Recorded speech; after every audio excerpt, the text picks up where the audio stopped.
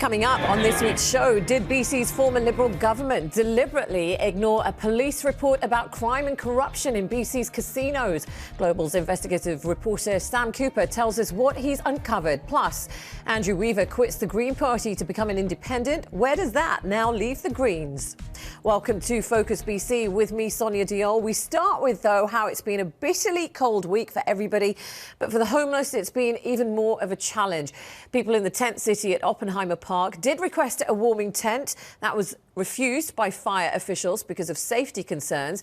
The advocates there have now opened their own unsanctioned warming tent. They say that they have no other choice. The city and the province are continuously failing to support people, not just in Oppenheimer, but 300 people that are sleeping in parks all across Vancouver, as well as the people that are on the street on Hastings, in alleys and in cubbies and business doors. Well, the City of Vancouver says there's a warming centre only 100 metres away from the park, so this one should not have been set up. Let's bring in the Union Gospel Mission's Jeremy Hunker on this. Well, thanks very much for your time, Jeremy. What are your thoughts? I mean, boy, what a brutal, bad, battering week for people who are on the street. Cold, snow, wind, rain. It just got worse and worse. So I can definitely understand and empathize with that frustration. If you're on the street, that wind sliced right through you. I was out giving away survival gear throughout the week, and I can tell you, people were in really rough shape. So I do understand why people are feeling that way, why there's that frustration, why there is that desperation. I do want to give some credit where credit is due. It's great that we have warming centers open. It's great that there's dozens or hundreds of extra emergency extreme weather shelter spaces open throughout, especially the downtown east side in Vancouver. And it's great that there's these extra supports. I think the big question is not what we're doing, because we know that's good, but whether it's enough. And when there's more people on the street and they don't have a place where they feel safe, where they feel secure, I think we all need to do better. And I think that that's not just government's responsibility, but the rest of us as well in society, because we've got to help people, because I do know that it was bad and it could have been deadly last week. I know that you guys do your own work and a lot of great work at the Union Gospel Mission, and you have all of this week. With what is turning into a real mess at Oppenheimer, Jeremy, do you agree with these advocates there that they had no other choice, that they had to set up this tent? Or do you think there is adequate enough warming space and shelter in that area? You know, for the average person who's sitting at home watching this, don't quite understand fully the context of, I believe, what's happening in Oppenheimer. They feel that they have no place to go. I've been there every week. I'm talking to people. They say that they haven't been offered housing that is adequate for them, that meets their needs. They want, in the meantime, some independence. They want a warming tent and some more supports in Oppenheimer. So, I mean, and once you understand the context of the deeper issues there as well, because I've spoken to a number of people at Oppenheimer who are dealing with really extreme things that the average person at home doesn't necessarily see and may not understand unless it's explained. Things like extreme grief, trauma. People have been abused and abandoned and mistreated by people in power or authority over them in their life. Some of them have suffered terrible things that they really need time to go through. Not everybody there, but certainly people that I've spoken to have gone through some really difficult challenges. And that makes it much less likely for them to feel safe enough to accept certain supports from certain organizations. So it's so important that we meet people where they're at and give them that support with trust over time to get them to the place where they're willing to accept things that are nearby. There are a lot of people who have been very vocally speaking out against the homeless there in Oppenheimer, saying that the safety concerns around there are much greater. How do you turn that viewpoint around to get people to be more sympathetic? Yeah, great question. I think for the most part, people have, the conversation around Oppenheimer has often been looking at the camp itself as a problem, saying it's a safety hazard, saying the homeless camp is a problem, but not recognizing that homelessness and suffering and struggle are problems in themselves, and those are actually at the root. So as I mentioned, I know people who fell into homelessness because their wife and child was killed in a car accident, and they couldn't take the grief, so they turned to substances to help them self-medicate and get through that pain, and can't seem to get away from it because it's so powerful. That's not necessarily just as simple as telling somebody to pick up and move their tent and get out of a certain area, because they need long-term deep supports that will help them through that. There's other issues like mental illness, mental anguish. There's other issues like a health crises.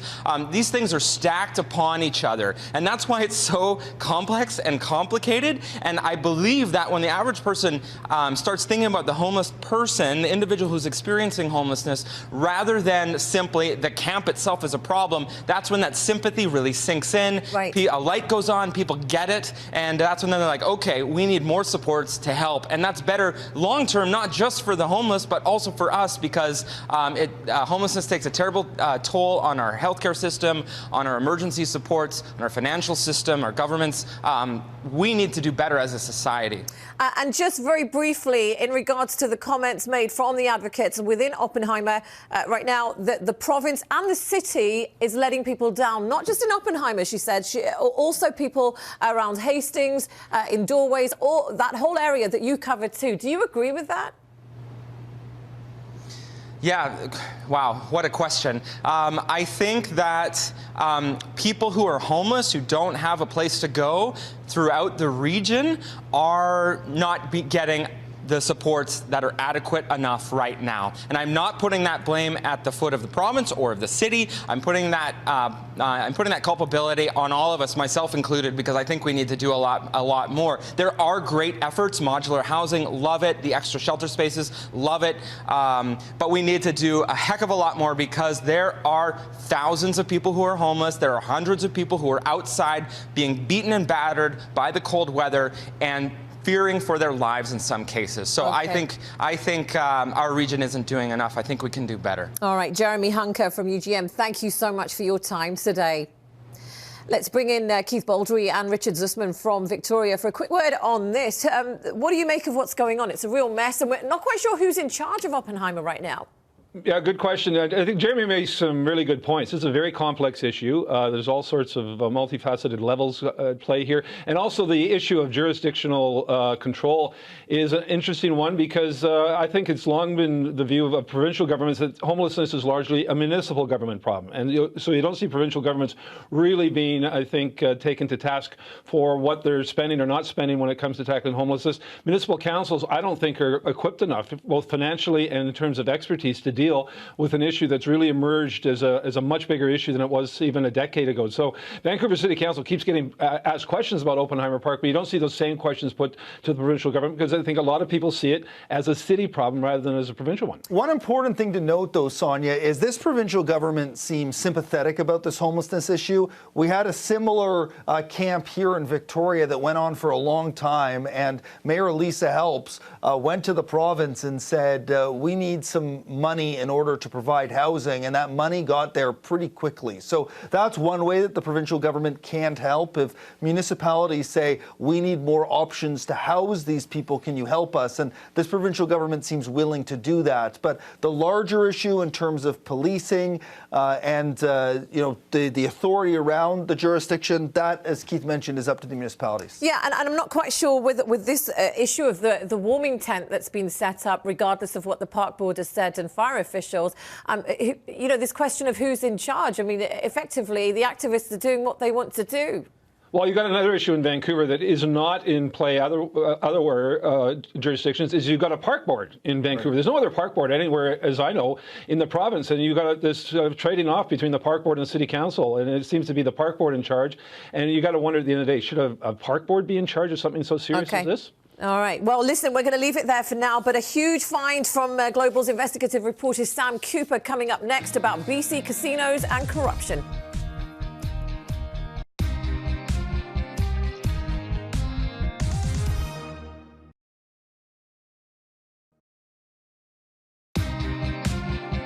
You're watching Focus BC on Global.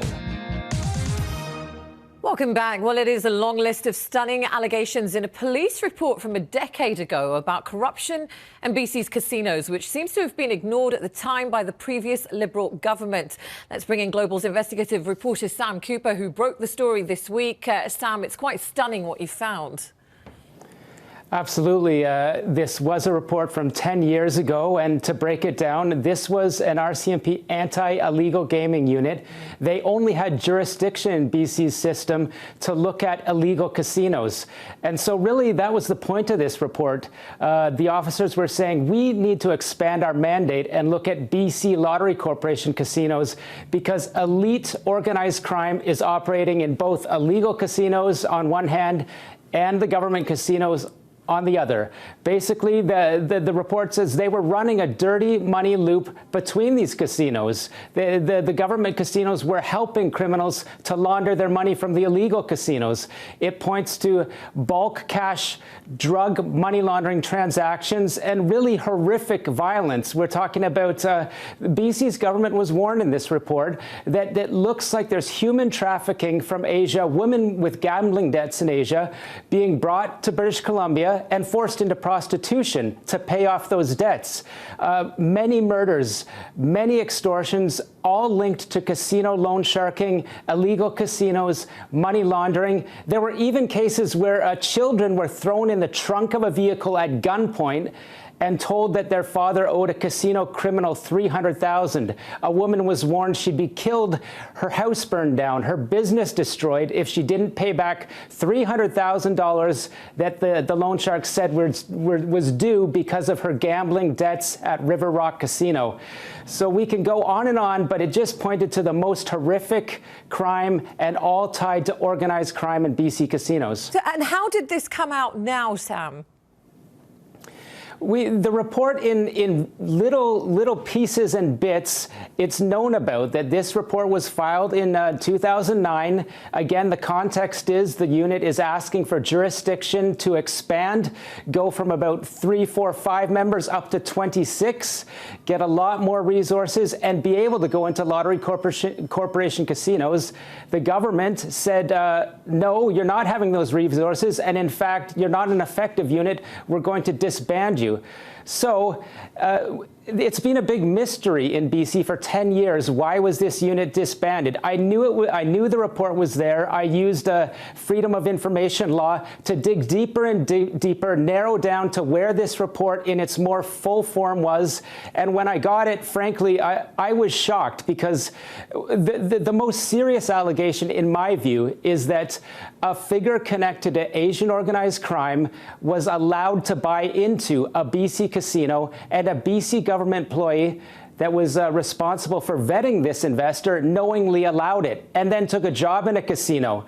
So really what the unit was saying was this is the most serious corruption imaginable. We need to investigate it. And again, instead of letting them have their resources go into lottery corporation casinos, the government did the opposite, disbanded the unit. OK, and just a reminder, it was the Liberal government here in BC who were in charge at the time. Now, the Attorney General at the time, he's now, of course, an MLA, was Rich Coleman. I know you've tried to get hold of him and you've had no joy there. We have, there was a statement. Let's have a look at this. Not an official statement, but this is what Rich Coleman has gone on to say this week in response to this, that as far as he's concerned, as a minister, he carried out all of his legal duties, and to insinuate otherwise would be incorrect because the Liberals have been saying all along that this unit was shut down. And he was the minister in charge of that shutting down.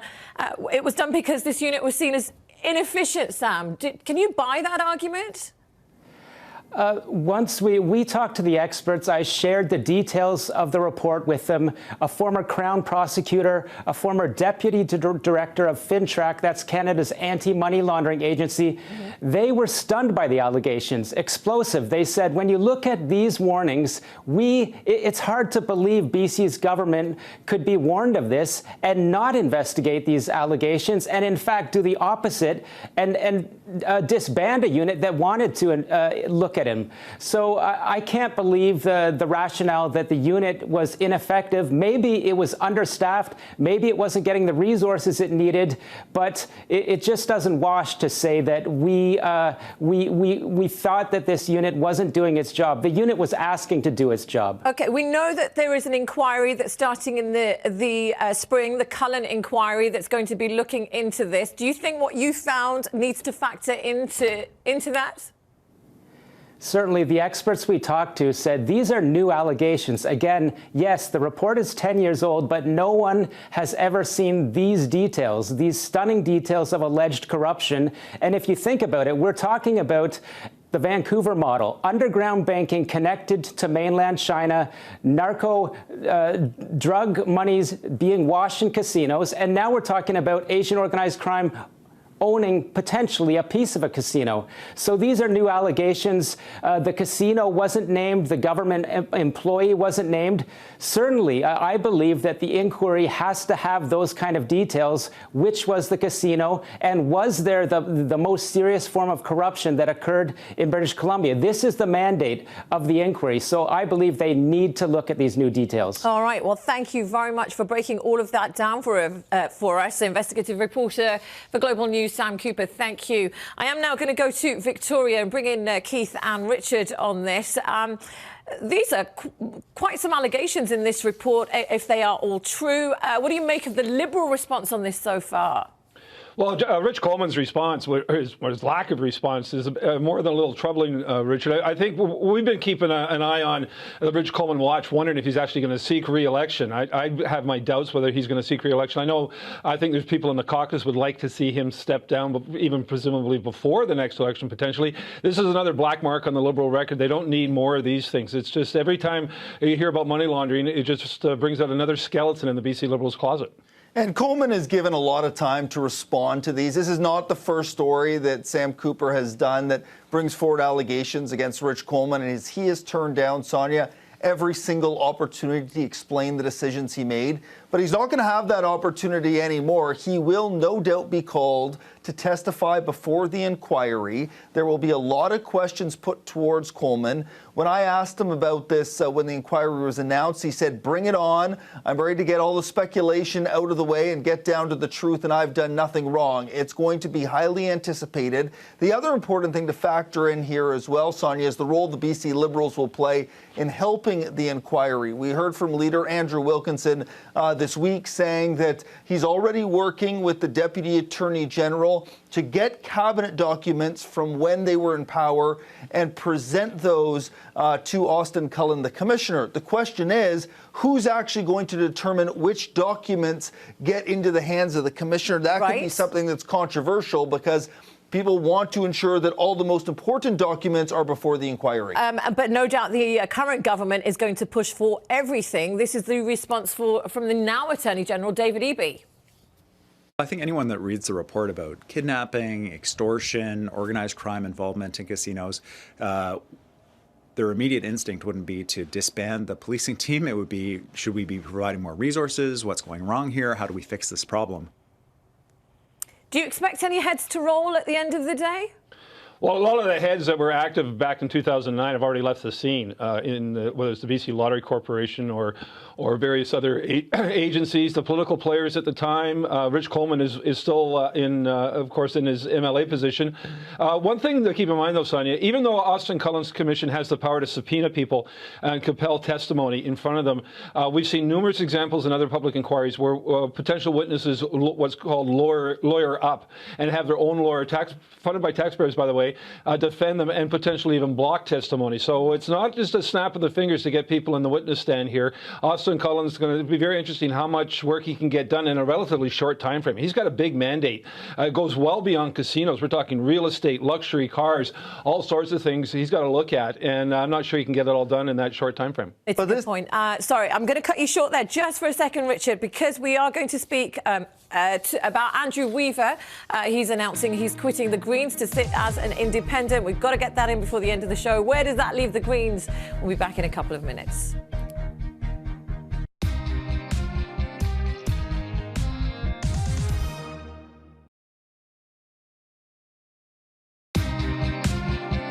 You're watching Focus BC on Global.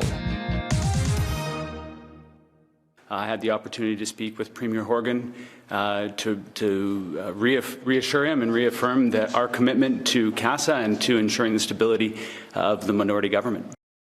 So Andrew Weaver is quitting the Greens for personal reasons, but he is still going to carry on in politics as an independent. Let's go back to Keith and Richard on this. How much of a surprise has this been for you?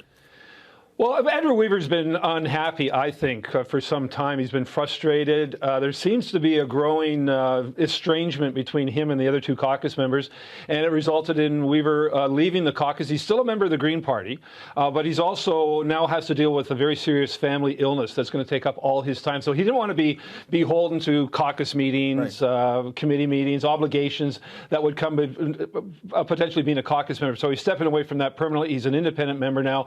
He's not part of the Green Caucus. I think it's a big blow to the Greens because I think Weaver, the reason they got 3 seats in there is basically due to Andrew Weaver. I think he's very personally popular in Oak Bay, and I think it's a big blow to the long-term future of the Green Party. And do you know why he's quitting the Greens and not politics altogether? I understand the reasons that he has personal family issues going on, but why is he switching? Yeah, the reason why he's staying in politics is because he's still supportive of Premier John Horgan. He's still supportive of the CASA agreement. He doesn't want to do anything that would put that at risk. If he quit politics and a by-election was called in his riding of Oak Bay Gordon Head, there's a strong likelihood that the Liberals would win it. They've held it in the past, and that would mean you'd have this legislature that every crucial vote was a tie if everybody's in the legislature, and that would cause some serious problems with governing. So that's the reason why Weaver hasn't quit politics. The reason why he felt it was necessary to become an independent, or the points that Keith made on top of that, is the Greens are in the midst of a leadership race right now, and Weaver wants to be as far away from that as possible. I think he's disappointed. I think he's disappointed, Sonia, with the people who are going to run for leader. We'll have to hear that from Andrew himself. But the sense I'm getting is there's a disappointment about the way the party is running things and who may run for leader. And that means he just wants to get out of this entirely. Exactly. Weaver wants nothing to do with the Green Party anymore. He thinks it's run by people who lack political skills. He regards himself as a pragmatic politician who wants to get things done. He thinks the Green Party is basically being run by activists, and what I think he considers to be naive activists who really don't understand how politics works in the real world. So he's stepping away from a party that I don't think he was really that strongly aligned with anyways. I mean, he's a climate scientist. It's all about climate change with Andrew Weaver. That's his chief issue, and the Green Party is not his sacred cow here. It doesn't have a long history with him, so it's no surprise that he's leaving the party in that respect, but he's keeping his membership until he stops being an MLA come the next election. Okay, and just very, very briefly, does this affect things at all at the legislature in terms of the numbers? It won't really. It affects a little bit of the staffing issues. There's less money now for the Greens, but ultimately it won't affect the way that the government runs. All right. Thank you very much, both of you, Richard Zisman and Keith Baldry in Victoria. And thank you for watching. We will be back next week.